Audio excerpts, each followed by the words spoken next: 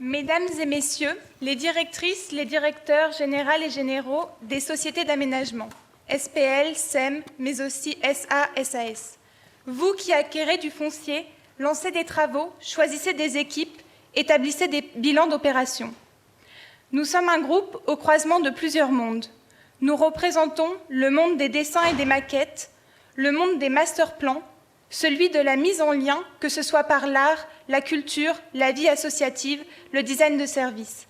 Nous sommes des pratiques et des individus, nous représentons des intérêts propres et communs. Voici quelques défis à relever. Nous vivons aujourd'hui dans un monde de ruines en devenir. La fabrique de la ville actuelle fait advenir l'obsolescence programmée, fait le choix d'une ville jetable dans ses fonctions comme dans ses matériaux. Face à ce constat d'échec, à cette situation absurde et anachronique, il faut orienter le processus tout entier vers une optimisation programmée en phase avec un monde aux ressources limitées.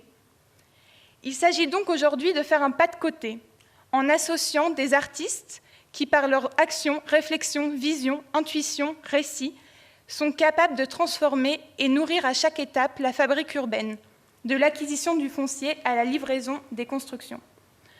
En effet, dès l'identification d'un site, alors même que l'opération est loin d'être définie, les artistes peuvent participer à faire émerger de manière sensible la mémoire d'un lieu, contribuer à sa valorisation et nourrir votre vision. En phase d'aménagement, les équipes artistiques seront attentives à garder trace des ruines de ces espaces en transformation et cela nourrira votre programmation. En phase de construction, les équipes pourront activer des espaces, raconter le chantier, aider le quartier, les futurs habitants et usagers à s'approprier les lieux. Enfin, à la livraison, les artistes participeront à créer des rituels permettant à chacun de trouver sa place et assureront le lien, la vie de ce nouveau quartier qui démarre. Notre groupe constate que c'est souvent ce lien qui fait défaut.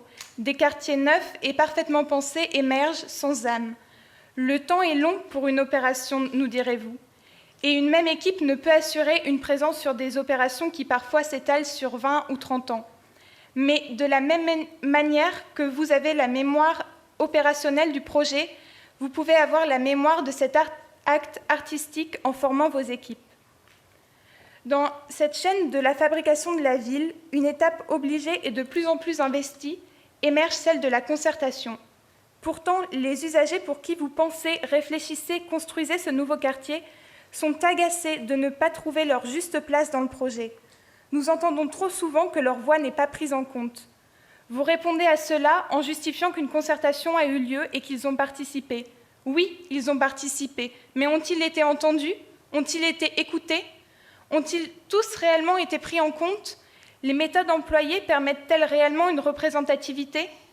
Les concertations sont aujourd'hui organisées par des professionnels de l'immobilier et de l'aménagement. Nous aimerions vous inviter à réfléchir à d'autres interventions. Nous ne parlons pas de superposition, mais d'un autre mode de faire, porté par des artistes. Extérieurs au projet et pourtant engagés, ils rencontrent les habitants, les écoutent, les observent, participent à la vie qui se met en place. Ils représentent ceux qui sont là, représentent ceux qui s'y jouent. Partout en France, il existe des territoires délaissés par vous, aménageurs publics et privés, comme par les collectivités. Ces territoires, que nous appellerons ruines, ce sont les centres commerciaux qui peuplent nos périphéries, les zones d'activité en déclin, alors même que d'autres se construisent un peu plus loin, les espaces de bureaux obsolètes dont on ne sait que faire. Plutôt que de les ignorer et de les laisser tomber en ruine, alors même qu'ils font partie de la ville et qu'ils existent pour de nombreuses personnes qui les regardent, qui les fréquentent, qui y ont vécu ou travaillé, nous vous proposons d'expérimenter un programme artistique. Il visera à questionner ces espaces et leur avenir au sein des territoires. Certes, vous n'avez pas d'opération en cours ni de concession d'aménagement vous permettant d'intervenir sur ces espaces, mais vous avez l'oreille du politique.